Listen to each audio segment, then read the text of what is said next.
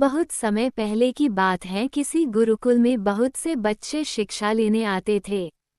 उस गुरुकुल में मंगेश नाम का एक सहपाठी भी शिक्षा ले रहा था, लेकिन उसका मन पढ़ाई लिखाई में नहीं लगता था, जिसके कारण उसे आचार्य के सामने लज्जित होना पड़ता था। जबकि उसके साथ के सहपाठी उसे बुद्धू, मूर्खराज कहकर बुलाते थे। जब कक्षा में गुरुजी उसे समझाते थे तो उसे कुछ समझ नहीं आता था, जिसका प्रमुख कारण ये था कि वह अपने आप को सबसे कमजोर समझता था।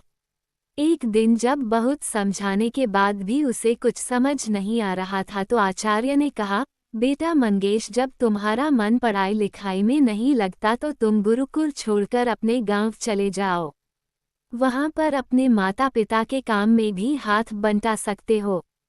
मुझे ऐसा लग रहा है कि तुम्हारे भाग्य में शिक्षा लिखी ही नहीं है।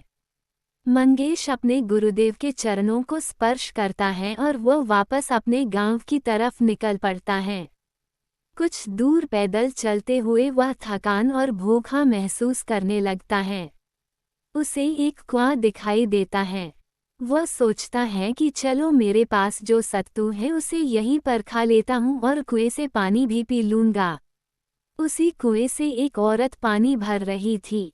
मंगेश की निगाह जगत पर पड़े हुए गड्ढे पर पड़ती है।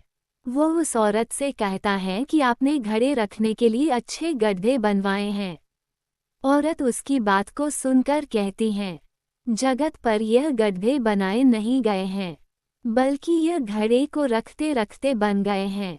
इसी प्रकार से आप इस पत्थर को देखो जिस पर रस्सी आते जाते निशान बन गए हैं।